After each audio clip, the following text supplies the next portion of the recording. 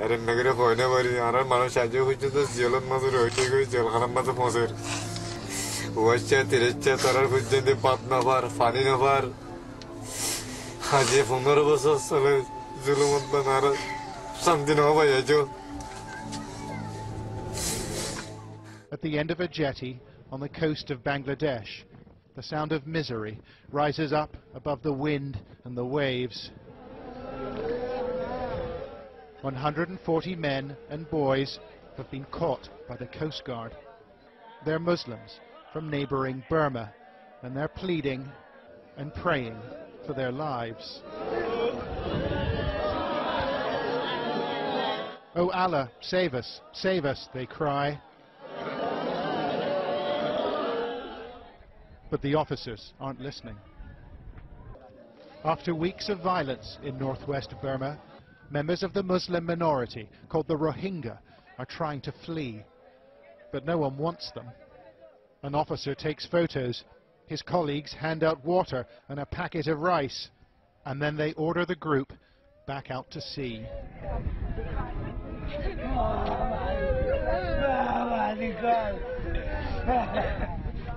Their boats are leaking and they're badly overloaded, but it's not the voyage these men fear most.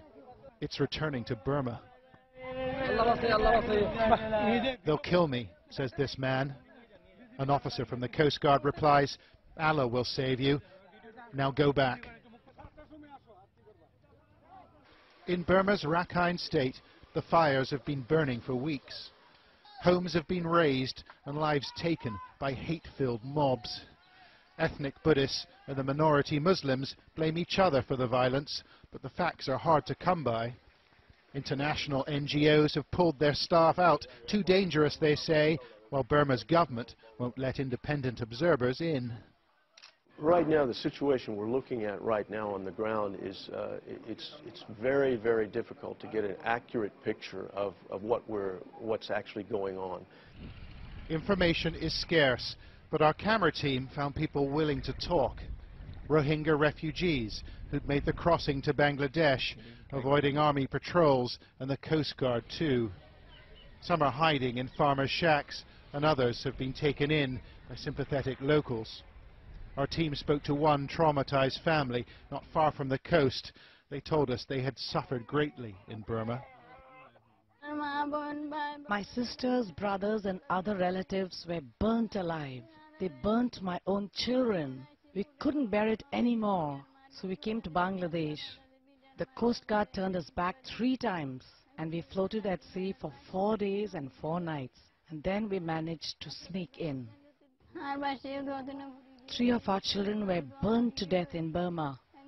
Another 2 died in the boat getting here." Like other Rohingya refugees, members of this family told us that policemen and members of the military in Burma took sides, participating in attacks on Muslims. Muhammad Islam says he saw a Burmese helicopter attack boats packed with refugees. There were 3 boats together when we set off, and another 3 followed us. The 3 boats that lagged behind were attacked by a helicopter and caught fire.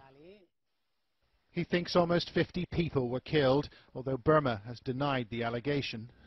The helicopter was circling in the sky.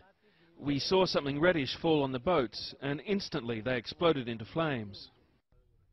300,000 Rohingya already live in Bangladesh, many in this desperately overcrowded refugee camp.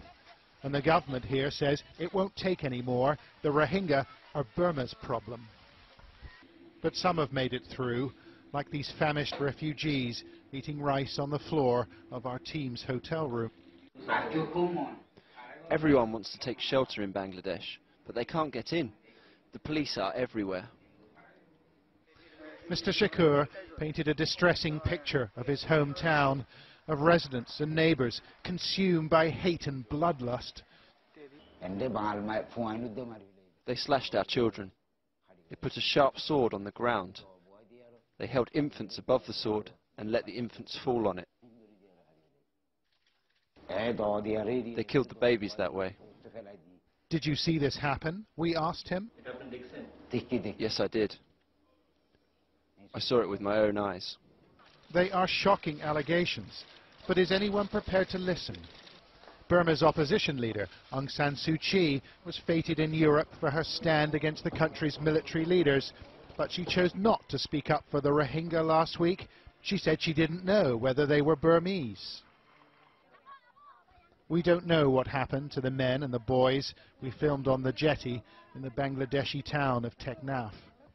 A local contact said 5 of the boats pushed back into the sea had disappeared by the next morning, but like much of the testimony we've heard, we've been unable to verify it.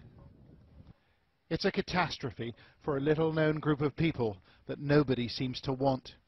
Only dialogue and generosity and human decency will prevent further loss of life.